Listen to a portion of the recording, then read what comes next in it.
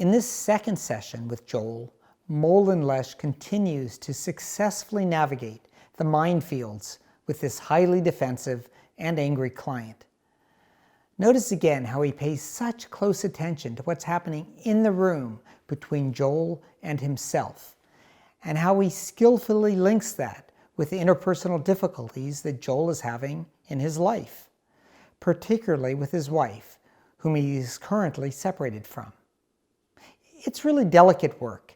If Molen were to just engage in active listening and let the client tell his story, I don't think Joel would perceive this as particularly helpful.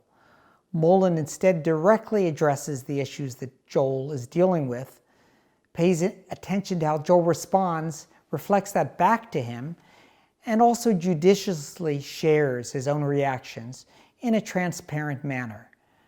This is difficult work, but it's critical to have in our therapeutic toolbox techniques to deal with highly resistant clients.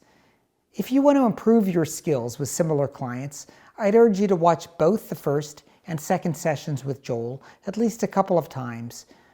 Notice where you get tense or triggered, and imagine what you might say as a therapist at those difficult moments, of course in a way that feels in tune with your own therapeutic style.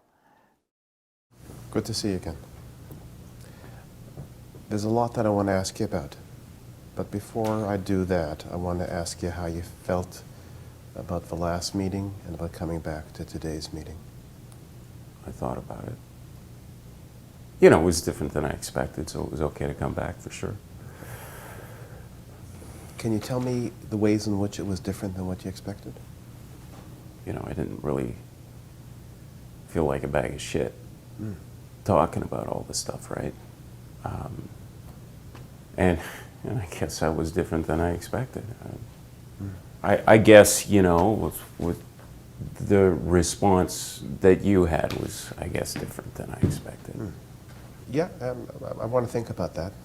I want to learn more about that. But I'm glad that right. it felt Yeah. different in a positive way from what you expected. So that phrase that you use, a bag of shit, is that how you've been feeling